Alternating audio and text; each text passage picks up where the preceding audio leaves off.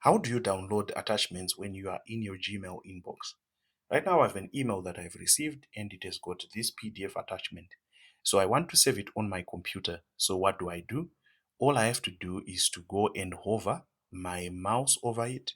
And then there's this download button, icon rather. So I then click download. And what will happen is I'll have this dialog box.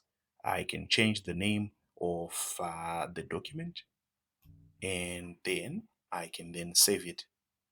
Once it's saved, I can see from my browser here that it has been saved, and I can go to that folder and access that file. This is how you download files in Gmail.